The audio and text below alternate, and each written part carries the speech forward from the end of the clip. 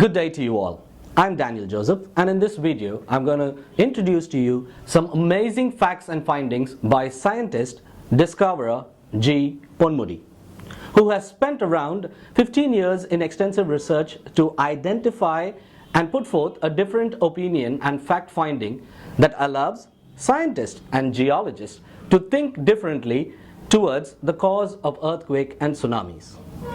Let me give you a brief about what causes earthquake and tsunamis according to scientist G.Ponmudi. In his research, scientist Ponmudi first identified that there was a canal-like rift formation which formed for many kilometers around volcanoes, which was evidently recorded by satellite images. For instance, there were 4 volcanoes in East Africa which were thought to be extinct volcanoes. However, satellite images shows rift-like formation formed around these 4 volcanoes. Dr. Juliet Briggs, an award-winning geologist of the Bristol University, has offered an explanation for this rift-like canal formation around the volcanoes.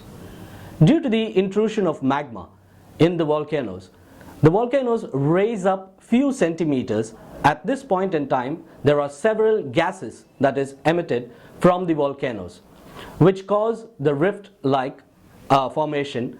Even surrounding the land surface rises and falls along with the volcanoes. I'm sure you understood how the rift-like canal formation is formed around the volcanoes. Similarly, these rift-like canals are also formed around the earthquake's epicenter, which is evident through satellite images. For example, when an earthquake occurred in Italy, in L'Aquila, in the region of Abruzzo, in central Italy, on the 6th April 2009, rated at a Richter scale 5.8-5.9, a ring-like formation was formed around the earthquake epicenter. A week before this earthquake could occur, emission of radon gases were evident, was detected by technician Gianpaolo. In similar earthquakes situations which took place earlier, detection of emission of radon gases were evident. This triggered Gianpaolo to raise an alarm and warn the people of Italy about an earthquake to occur. His prediction came to be true. The L'Aquila earthquake did occur. Having put forth these evidences, let's take a quick look at where these radon gases come from. Usually, the radon gases is emitted from volcanoes, and we also see that it is emitted from an earthquake region even before the incident. What does this indicate? Do you know? A simple common man fact by scientist Ponmudi is eruption of underground volcanoes triggered these earthquakes. Do we come to a conclusion just by this one incident? Definitely not. Let's take up the Honshu Island earthquake, which spawned the tsunami in Japan on 11th March 2011 at a magnitude of 9.1. Even during the 11th of March Honshu Island earthquake, ring-like formation formed around the earthquake epicenter, which is in fact one to be considered. Fact number 2. 3 days before this earthquake, there was an abnormal increase in temperature recorded by weather satellites.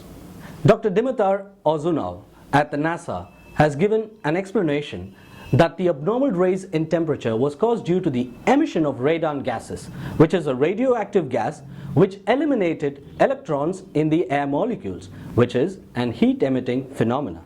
This is the second evidence by scientist G.Ponmudi.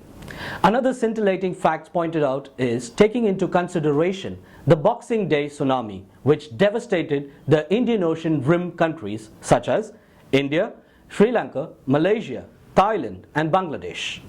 I'm sure it rings a bell, the 2004 tsunami. After the 2004 earthquake and tsunami, the northern part of the Simeulue Island, which is near the epicenter of the earthquake, seemed to have been raised up 4 feet above the sea level, which has led to the formation of new beaches. What is more interesting is that the submerged sea plants are now exposed above the sea level. After the 2004 tsunami, Another earthquake occurred in the central part of the Similu Island, which had a rift-like formation around the epicenter, recorded by the Japanese ALOS satellite. By this point in time, we are close to the fact and understanding that the rift-like formation is formed around the volcanoes, and due to the eruption of underground volcanoes, earthquakes occur. On the 12th of January 2010, the Haiti earthquake recorded a magnitude of 7 and also caused a small tsunami which claimed around 300 lives. However, the earthquake claimed around 200,000 lives. Even during the earthquake, the rift formation was formed around the epicenter. Let's carefully take into consideration all three facts, findings and evidences which clearly proves that all these earthquakes and tsunamis were caused by the eruption of underground volcanoes. Having understood and realized that earthquakes are caused due to eruption of underground volcanoes, which when occurs under the seabed causes tsunamis, let's see what scientist G.Ponmudi suggests to forecast tsunamis before an hour it can reach the Indian Ocean rim countries. Let's take into consideration the Boxing Day tsunami, which affected the Indian Ocean rim countries. The tsunami formed near the Sumatra island struck Indonesia within 10 minutes. After 35 minutes, it struck the Great Nicobar Islands, which is the southern part of the Andaman Island chain. The distance between the Sumatra and the Great Nicobar Islands is just 125 kilometers. However, the rim countries are located 2,000 kilometers away from the Sumatra Island. Therefore, the tsunami waves struck the rim countries in 2 hours. Nevertheless, this is not the first incident. 133 years ago, that is 27th August 1883, a tsunami was formed in the southern part of the Sumatra Island, and those waves reached the Great Nicobar Island within half an hour and reached the Indian Ocean rim countries in an hour and a half. Is 2004 tsunami not a replica of the 1883 tsunami? Yes. Have we learnt how to protect ourselves? Do we have simple methods to protect ourselves? Scientist G.Ponmudi suggests the placement of high-definition CCTV cameras with night surveillance and professional monitoring during any incident of earthquakes near the Sumatra Islands. Through this suggestion, we are able to observe the approach of tsunami on the beaches of the Great Nicobar Islands 2 hours before it can reach the Indian Ocean rim countries. Evacuation process becomes easier and people can be protected from this natural calamity. According to scientist G.Ponmudi, similar approach can be adopted in Philippines and Solomon Islands. We have seen scientist G.Ponmudi's fact-finding for the cause of earthquakes. What does the geologist say about the cause of earthquakes? Geologist says that continents are drifting along with the surrounding seaflow as a separate rock plate, which they call tectonic plate. During this tectonic plate movement occurs the rubbing of these tectonic plates, which is believed to be the cause of earthquakes by geologists. In a similar way, when one tectonic plate moves under another tectonic plate, geologists believe tsunamis occur. A question to be asked is, under what circumstances geologists have come to this conclusion? Let's understand the story behind this. Early Europeans voyaged across the Atlantic Ocean to reach and settle in the North American continent. What took them by surprise was finding of deers, wolves, buffaloes and bears, which was also seen in Europe by them. Baffled by what they saw, they questioned how did these animals travel to the North American continent from Europe? There were many thoughts and arguments among them. But the most interesting speculative conclusion was they believed that there must have been a temporary land bridge which connected the two continents through which the migration of animals took place. And they also believed as the time passed, the bridge must have been submerged in the ocean. Does it sound like a fictitious novel to you? This similar thought arose in the mind of Dr. Alfred Wegener, who was a meteorologist who also worked as a lecturer in the Marburg University in Germany. Dr. Wegener happened to read a research report at the university library, which talks about the occurrence of fossils of similar kinds of animals and plants in the North America and Europe. He also read about the cause being the temporary land bridge, which later submerged under the ocean. It was hard to believe this theory, which did not offer complete satisfaction to Dr. Wegener. He noticed that the coastline of the continents, which are located on both sides of Atlantic Ocean, fit with each other. It was like fixing a jigsaw puzzle. So he came up with a conclusion. Millions of years ago, the continents might have been together and later split and drifted to the current locations. Researchers during his time refused to accept his explanation because drifting of continents sounded impossible. They said these animals might have reached these continents through floating vegetation, surviving their hard times without food and water for many days. At this point, Dr. Wegener points out the discovery of fossils of cactus, a tropical plant in the Arctic island called Svalbard, which is covered by 60% snow. Based on this fact, Dr. Wegener explained 30 million years ago, the Svalbard island must have been in the equator region and later drifted to the Arctic region. This explanation is logical and acceptable, isn't it? Yes, said the researchers and agreed to Dr. Wegener's explanation.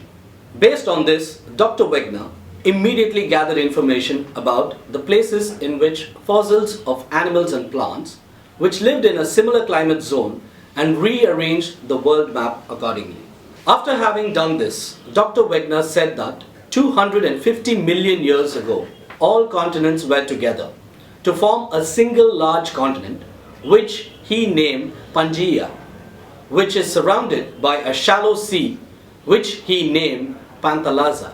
50 million years later, the single large continent, Pangaea, split into two continents, out of which formed a continent, Laurasia, which moved towards the north, and Gondwana, which moved towards the south, according to Dr. Wegener. Once again, 50 million years later, the northern Laurasia continent split into two continents, in which the Northern American continent formed and moved towards the west and the Eurasian continent formed and moved towards the east. Due to this split, the North Atlantic Ocean was said to be formed.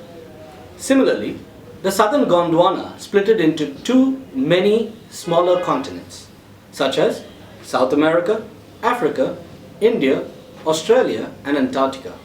Particularly, the South American continent split from the southern Gondwana and moved towards the northwestern direction and joined with the North American continent just 3 million years ago. The African continent, which split from the Gondwana, moved in the northern east direction and collided with the southern part of the Eurasian continent. The Alps is believed to be formed due to this collision.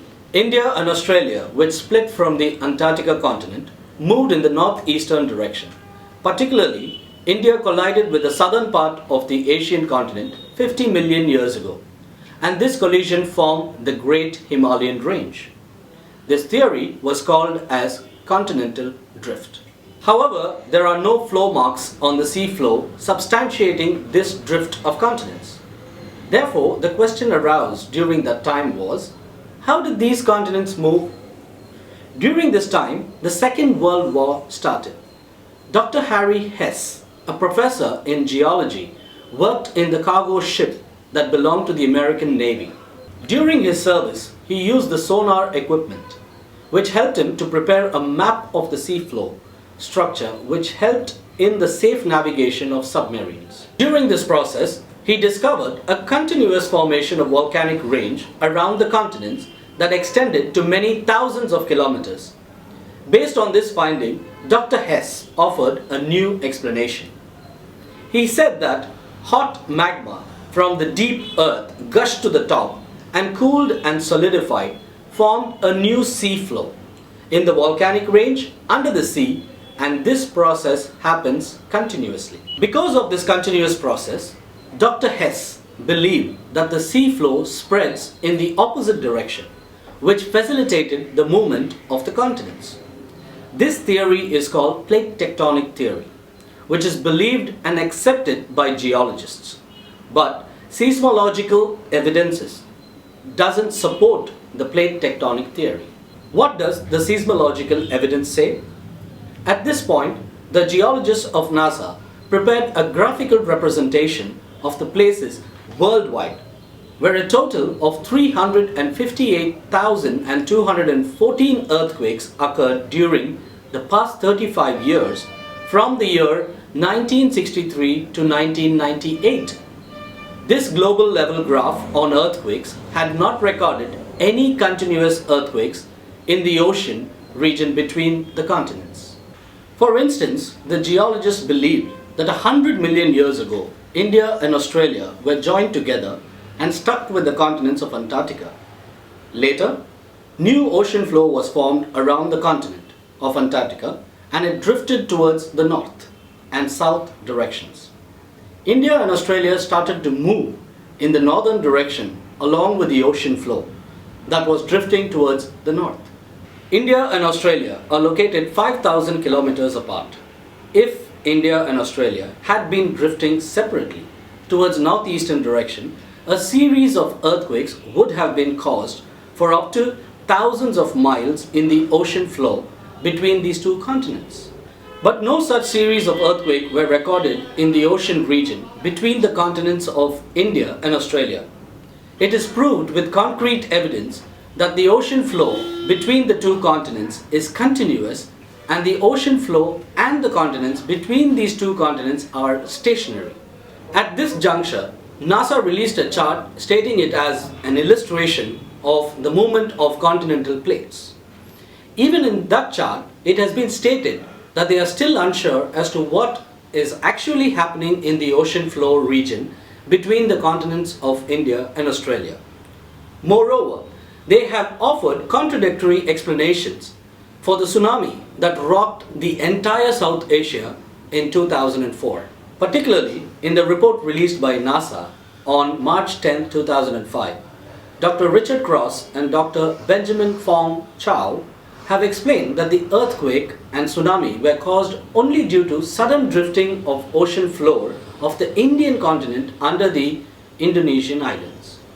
But in the report released by NASA, after 3 months, that is on April 27, 2005, the geologists of NASA had stated that the earthquake and tsunami were caused only due to the sudden drifting of ocean floor of Australian continent under the Indonesian islands. Thus, it is proved beyond doubt that the geologists of NASA have offered an imaginary explanation for the earthquake and tsunami on the basis of a mere hunch, without knowing what was actually happening in the ocean floor area between the two continents. Similarly, it is proved with evidence that the geologists of the American Geological Association, which is known as the USGS, had offered a baseless and fictitious explanation when an earthquake and tsunami rocked Haiti, an island situated in the Caribbean group of islands, on January 12, 2010.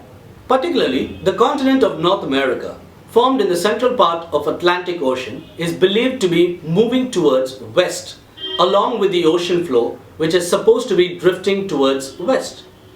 In the same way, the continent of South America, formed in the central part of the Atlantic Ocean, is believed to be moving towards the northwest along with the ocean floor, which is northwest to be drifting towards northwest. Under these circumstances, a question arises as to how exactly the Caribbean group of islands, which is located between these two continents, was formed. Some geologists believe that the Caribbean group of islands would have formed due to volcanic activity in the Pacific Ocean region 100 million years ago, particularly at the place where the Galapagos Islands is situated now. And later, the Caribbean group of islands formed into a separate tectonic plate and started moving towards east. Under these circumstances, some geologists believed that the American continents moved separately in opposite direction towards west, and during that period, the bridge-like Central American land area had not formed between the continents. On account of this, a gap existed between these continents, and the Caribbean tectonic plate entered into this gap. Later, the Central American land area rose from under the sea, and this created a land connection between the continents. According to this theory, the Pacific model, it is believed that the Caribbean group of islands might be moving towards east. Particularly, in the eastern region of the Caribbean group of islands, volcanic mountain ranges have formed towards the north-south direction. As per the Pacific model, an explanation is offered for the formation of volcanic mountain ranges towards the north-south direction in the eastern region of the Caribbean group of islands. It says that when the Caribbean group of islands was moving in the eastern direction, the Atlantic Ocean flow heading towards the west went under the tectonic plate. Melted due to the extremely high temperature, and the magma thus formed rose up, penetrating through the ocean flow and became volcanic mountains above the ocean flow. These islands are called Antillean islands. Further, the geologists also believe that 90 million years ago, the bridge-like continuous Central American land area had not formed between the American continents. During that period, a gap existed between these continents, and the Caribbean tectonic plate entering into this gap has been the reason for their present location. However, in 1971, Gregory Hess Horney and Bruce Simonson have discovered in the mountainous region of Nicaragua, which is situated at the Central American land area, the bones of a dinosaur called ornithopod that lived 90 to 120 million years ago in the mid-Cretaceous era. Geologist Professor John Ostrom, a Yale University, after examining the bones of dinosaur, has identified and confirmed that these bones, now kept in the Washington Museum, belong to a dinosaur called ornithopod. This has proved with evidence that the land region of Central America, situated between the American continents, was continuous even before 90 million years, and the dinosaurs were migrating between the American continents through this region.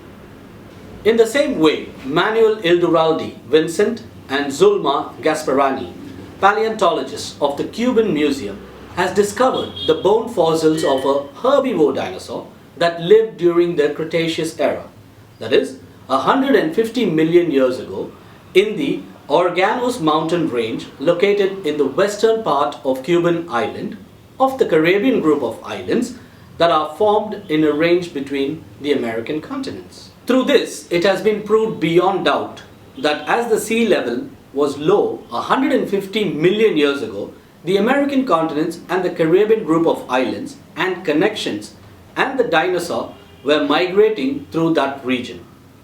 As a result, it has been proved with evidence that the explanations offered by the geologists, saying that 90 million years ago, a gap existed between the American continents and the Caribbean tectonic plate entered through it, were baseless and imaginary theories. At this point, some other geologists have a notion that the Caribbean group of islands might have formed in the Atlantic Ocean region itself and moving in the western direction. They might have reached the current location. This theory is called the Atlantic model. But there is no evidence for the presence of a significant number of volcanic mountains in the Atlantic Ocean region, similar to those present in the Galapagos group of islands in the Pacific Ocean region. So the geologists in favor of the Atlantic model could not explain where exactly in the Atlantic Ocean region did the Caribbean group of islands form. Hence, the geologists who support the Atlantic model believe that the volcanic eruptions responsible for the formation of the Caribbean group of islands might have disappeared over time. However, the geologists who believe in the theory of the Atlantic model are unable to explain how the volcanic mountain ranges in the eastern part of the Caribbean islands facing the north-south direction came into being. Under these circumstances, a few other geologists have offered a new theory, that the Caribbean group of islands might be an in situ model. Hence, it boils down to the fact that the geologists who state that the Caribbean group of islands is drifting as a tectonic plate have no idea as to where the Caribbean group of islands was formed and in which direction it is heading. At this juncture, the geologists of American Geological Association, which is known as USGS, had offered a baseless explanation for the earthquake and tsunami which rocked Haiti, an island situated in the Caribbean group of islands, on January 12, 2010. That the earthquake in Haiti was caused only by the friction between the tectonic plates during the movement of American and Caribbean tectonic plates. Specifically, the geologists of the American Geological Association, which is known as USGS, believe that the Caribbean group of islands is drifting as a tectonic plate. But since the geologists of the USGS Association do not know where the Caribbean tectonic plate was formed and in which direction it is heading, they avoid any direct mention of where the Caribbean tectonic plate is heading and state that the North American continent is drifting towards west, and on account of this movement, the Caribbean tectonic plate is moving towards east with respect to the North American continent. The geologists of the USGS organization explain that this caused friction between the tectonic plates, resulting in the occurrence of earthquake and tsunami in the island of Haiti. How can this be a correct and acceptable explanation? In fact, it is a truth that the geologists of USGS organization are not aware of what is happening in the ocean floor region between the American continents. To conceal their ignorance, the geologists of USGS organization have given an ambiguous explanation regarding the direction in which the Caribbean tectonic plate is drifting, thereby tactfully avoiding a direct reply. This has brought to limelight that the geologists of the USGS organization are ignorant of the reason for the occurrence of earthquake and tsunami in the island of Haiti. The fact is that it has been proved with evidence through a global seismograph that the ocean floor and the continents are stationary, and the ocean floor region between the continents is continuous. Also, the fact that the earthquake and tsunamis were caused only by volcanic eruptions below the surface of the earth has been discovered through the images captured by satellite. With the previous findings and facts put forth, another interesting question arises. How did the dinosaur reach the island continent of Antarctica and the island of Madagascar? This question arises because of the finding of fossils of the dinosaurs in the Antarctica and Madagascar, which is separated by 2 kilometers depth of the oceans. Another interesting finding is that researchers have unearthed 13 species of dinosaur fossils in the Arctic region. Factually, dinosaurs are reptiles which are cold-blooded, unlike mammals which are warm-blooded. Usually, cold-blooded animals or reptiles are found in tropical regions where the temperature is high. Since mammals can produce its own body heat, it can live in the polar region, for example, Arctic fox, snow bears or deers. Whereas tortoise, crocodiles and snakes are not found in the Arctic region. This triggered the researchers to think that dinosaurs may have been a warm-blooded animal, even though it belongs to reptiles. Even if the researchers agree to the previous point, it allows another question to crop up, which is considered as a problem. Due to the axial tilt of the Earth, the polar region experiences continuous darkness for 4 months and continuous daylight for 4 months. In the absence of sunlight for 4 months, plants cannot produce food through the photosynthesis process. Dinosaurs can eat plants almost 4 times than an elephant, and just like the elephants, dinosaurs also lived in herds. So for the large herd of dinosaurs to survive, they needed a dense forest, and for such a forest to form, sunlight is essential. And a dense forest cannot be formed in the polar region. Having understood this fact, how did the dinosaur survive in the polar region? The next important question is, how could a dinosaur's egg be hatched in a snowy region? Because reptiles' eggs need 30 to 34 degrees centigrade to hatch, but the annual average temperature prevailing in the Arctic region is 10 degrees centigrade.